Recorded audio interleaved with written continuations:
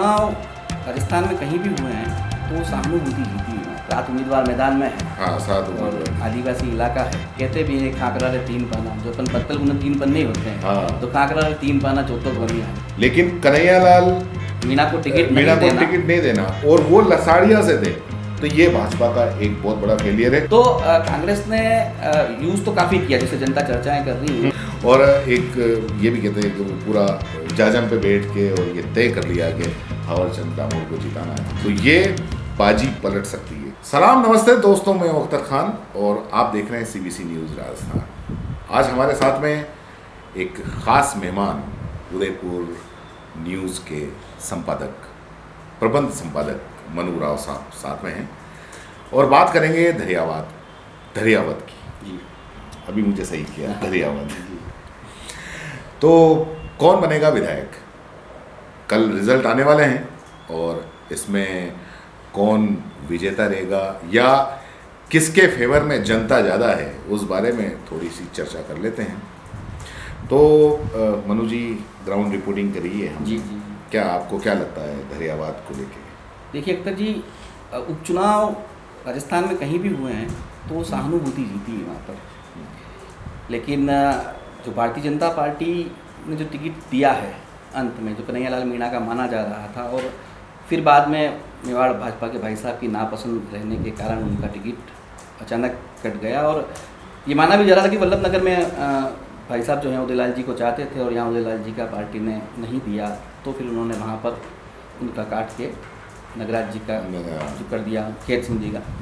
लेकिन वहाँ की अगर बात करें, 7 उम्मीदवार मैदान में है। हाँ, 7 और उम्मीदवार। आदिवासी इलाका है, तो वहाँ पर जो चौपालें होती हैं वही जीतता है। उनकी कहते भी हैं खाकरा रे 3 पाना, जो अपन पत्तल उन्हें 3 पन्ने होते हैं। हाँ। तो खाकरा रे 3 पाना चौथो बनिया है। तो वहाँ की जो स्थिति है ना, BTP के जो बागी हैं उन्होंने कहीं थावरचंद दामोर, तो बिल्कुल, तो उन्होंने कहीं न कहीं इतनी बड़ी सेंध मारी है कि यहाँ पर भी अचानक बताना बाजी पलट सकती है यहाँ पर। और अगर कन्हैयालाल मीणा को टिकट मिल जाता तो जीत पक्की थी। लेकिन उन्हें भी प्रदेश मंत्री का पद मिला तो वो भी उसमें संतुष्ट हो गए और 2023 का आश्वासन भी दिया है कि उन्हें मिलेगा, क्योंकि गौतम जी मीणा की काफ़ी अच्छी पकड़ थी और लगातार 2 बार से जीत रहे थे। ठीक बात है। और इस वजह से नगराज जी जो थे 2 बार से हार रहे थे और उनको कांग्रेस ने टिकट दिया। कांग्रेस ने जैसे कि नगराज जी को टिकट दिया, जी। ऐसा नहीं लगता है कि ये कांग्रेस की कुछ गलती रही? हाँ, गलती रही, बड़ी क्योंकि गलती 2 बार रही। से हार रहे थे जी और उन्होंने कांग्रेस को मतलब वापस लेके आए। जी। लसाड़िया प्रधान ने भी टिकट मांगा था, अगर हाँ। उन्हें मिल जाता तो कहीं न कहीं टक्कर रहती। टक्कर लेकिन रहती। इस अभी भी ये है कि जो लसाड़िया एक क्योंकि काफी बड़ा जी एरिया काफ़ी बड़ा और वही तय करेगा। जी। लेकिन इस बार ये लसाड़िया हमेशा भाजपा के पक्ष में गया है। जी। लेकिन कन्हैयालाल मीणा को टिकट नहीं देना और वो लसाड़िया से थे, तो ये भाजपा का एक बहुत बड़ा फेलियर है।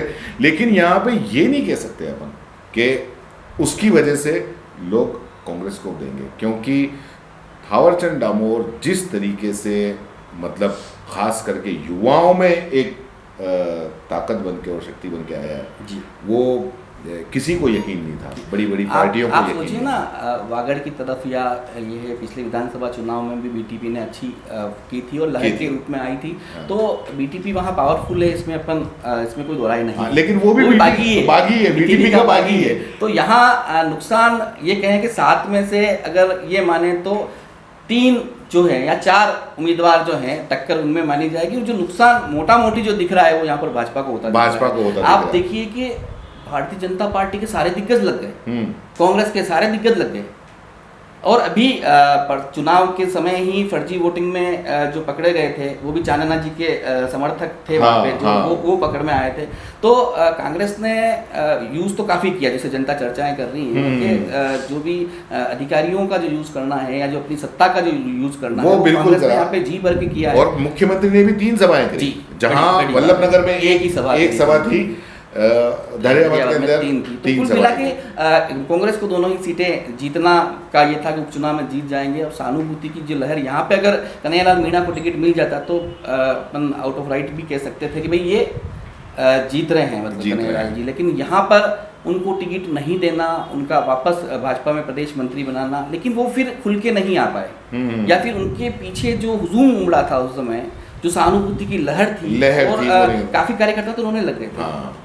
लेकिन ऐसा नहीं हो पाया। भले ही भाजपा के दिग्गज लग गए हो प्रचार में, कांग्रेस के दिग्गज लग गए, लेकिन बीटीपी वहाँ पर हावी है और बीटीपी का जो बागी है, बीटीपी का बागी है। आप यहाँ पे ये भी नहीं कह सकते कि बीटीपी का बागी, क्योंकि बीटीपी का उम्मीदवार का नाम शायद गौतम मीणा, गणेश लाल मीणा है, उसका कहीं नाम ही नहीं आया। और एक तरीके से जो थावरचंद दामोर है वो पूरी तरीके से हावर है। और सबसे बड़ी बात वो ये कि जो दो विधायक हैं बीटीपी के यहाँ पे आसपुर और राजकुमार रोत और डिंडोर, रामप्रसाद डिंडोर, उन दोनों ने उस थावरचंद का समर्थन दिया। हाँ, तो कहीं न कहीं बीटीपी में भी बगावत के तो जी बिल्कुल आए गए।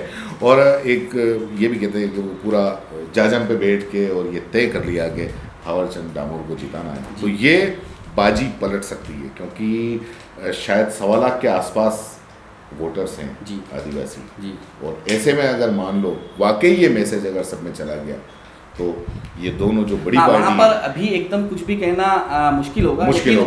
जो बागी ने, बीटीपी के बागी ने जो टिकट का मतलब वोट जो काटे हैं वो भाजपा के काटे हैं। हाँ, इसमें कोई दो राय नहीं। और ये कहीं न कहीं फायदा कांग्रेस को होता दिख रहा है। बिल्कुल सही बात है। हाँ, इतने सारे दिग्गज लग गए, इतने सारे लोग चले गए। अगर बात करें मेवाड़ की, हाँ, तो ये कहीं न कहीं मेवाड़ में भाजपा के भाई साहब की साख का सवाल भी है, सीटें जीतना दोनों। लेकिन उन्होंने खुद ने कबूल कर लिया है कि भाई भाजपा यहाँ पर कमज़ोर है वल्लभ नगर में, और दरियाबाद में हम जीत रहे हैं। तो कहीं न कहीं उनका पूर्वानुमान एक जगह तो खत्म हो गया ना, एक जगह तो वो तो वल्लभ नगर में तो बिल्कुल सरेंडर हो गए। जी बिल्कुल सरेंडर हो गए। लेकिन दरियाबाद में भी इतना आसान नहीं है। हालांकि दोनों जो मीडिया है, चाहे अखबारों की बात करें या दूसरे बड़े चैनलों की बात करें, तो उन्होंने तो भाजपा और कांग्रेस में से किसी एक को ही जिताया है। लेकिन दरियाबाद में गणित में आखिरी वक्त तक भी कह रहा है गणित पलट सकती है।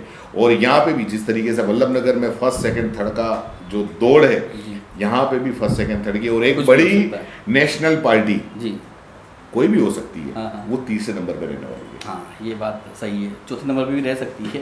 चौथे नंबर पे तो नहीं रहेगी यहाँ पे, तो वहाँ वल्लभ नगर में रह सकती है, दरियाबाद में नहीं रहेगी। हाँ, दरियाबाद में तीसरे नंबर पे एक बड़ी नेशनल पार्टी तीसरे नंबर पे रह सकती है। ये सही है। वल्लभ नगर की तो अपन ने बात कर भी ली है। वल्लभ नगर के जो सीधे जो 9 उम्मीदवारों में से 4 के बीच में जो टक्कर है वो सामने आ गई है, और 52,000 वोट जो भी प्लस ले जाएगा वह यहाँ पर जीत का सेहरा उसके सर पे होगा।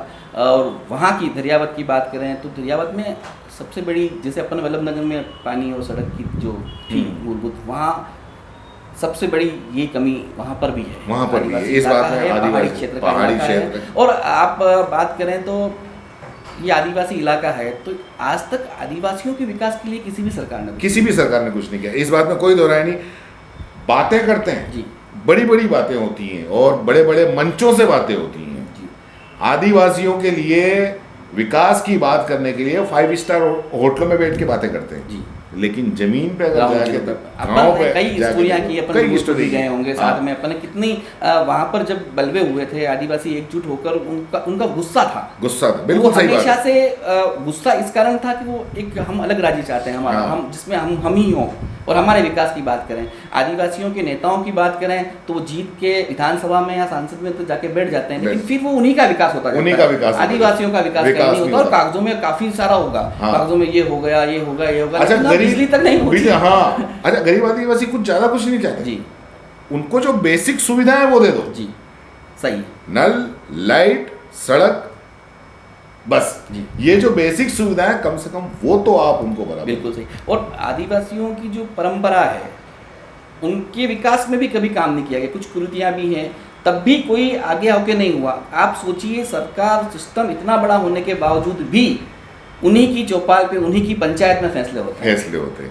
भले मोताणा हो, चढ़ोतरा हो, ये तो उन्हीं की उसमें होते हैं, और ये सब मानते भी हैं, सब सरेंडर हो जाते हैं। और जब बात आती है चुनाव की, तो चुनाव में ये बड़े बड़े नेता चले जाते हैं, अपना प्रचार कर लेते हैं, और जीत के बाद में सेहरा लगा देते हैं, और जो भी जीता हुआ उम्मीदवार होगा वो इनका पट्टा बन के रह जाएगा एक तरह से, कि भाई बात ठीक है, हम जो कहेंगे वो करना पड़ेगा आपको। क्यों भाई?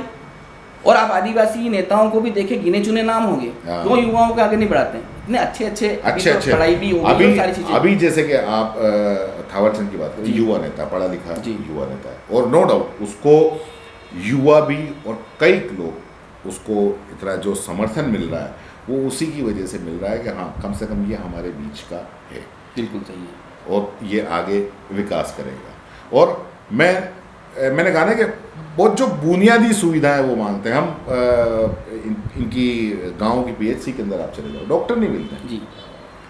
आप रनिंग टाइम में चले जाओ, जो इनका टाइमिंग क्या होता है, सुबह 9 से 2 बजे तक होता है ना, आप 9 से 2 बजे के बीच में चले जाओ। उन बेचारों को बुखार की एक दवाई लेने के लिए उनको घंटों इंतजार करना। बस सही कह रहे हैं आप। डॉक्टर की बात करें, शिक्षा की बात करें, तो वहाँ अध्यापक जाना भी नहीं चाहते, ठीक है, चिकित्सक जाना नहीं चाहते। तो क्यों नहीं सरकारों ने वहाँ पर मेडिकल कॉलेज खुलवा दिए?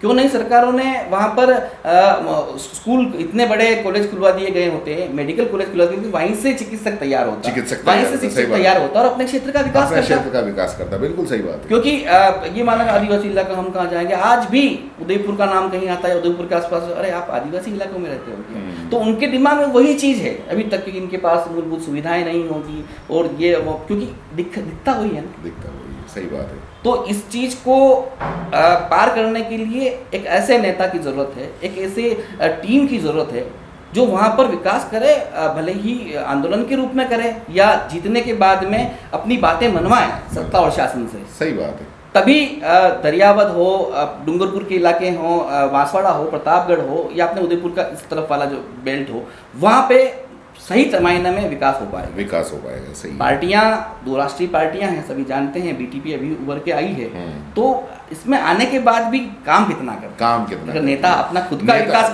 करेगा तो जनता वहीं की वहीं है। फिर चाहे कोई भी पार्टी हो, बीटीपी हो या कोई भी पार्टी जी, अगर वहाँ की लोकल जनता का जो ग्रामीण क्षेत्र में रहती है, दूर दूर गाँव के अंदर, उनका अगर आपने भला नहीं सोचा, उनके लिए अगर आपने कुछ विकास नहीं किया, तो फिर आपने कुछ भी नहीं। मन जीतना जरूरी है। अमूमन होता क्या है कि कोई भी पार्टी हो, कोई भी नेता हो, मतलब चुनाव के दिनों में जनता को किसी भी प्रकार से लालच देने का प्रयास करती है, किसी कुछ भी करके कि कैसे सम्मोहित करें और ये वोट हमारे खाते में चला जाए, और मतदाता भी उसी दिन का इंतजार करता है कि हमें कुछ मिलेगा, हम वोट दे के आ जाएंगे। लेकिन वो आने वाले 5 साल या उपचुनाव है 1.5 साल, उसके बारे में नहीं सोच रहे हैं कि हमारा क्या होगा। आपने कह दिया कि हमारी सड़क नहीं बन रही, तो थोड़ी डामर लगा के शुरू कर देंगे, लो सड़क बन गई तुम्हारी, वाह भाई इसने दिया, इसको वोट देना है, ठीक है, एक परिवार के पूरे वोट चले जाएंगे। लेकिन आपको पता है कि 6 महीने वो वोट नहीं चलेगी।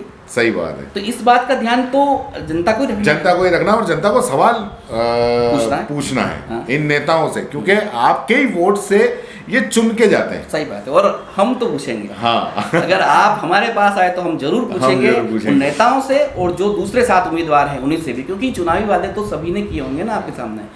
और अभी सबसे मेन दरियावाद की जनता के लिए, अगर कोई भी नेता चुन के आता है, भाजपा, कांग्रेस या थावरचंद नाभो, निगाह रखो अपनी। जी बिल्कुल निगाह रखो, पूछो उनसे कि हमने जिताया है आपको, हाँ।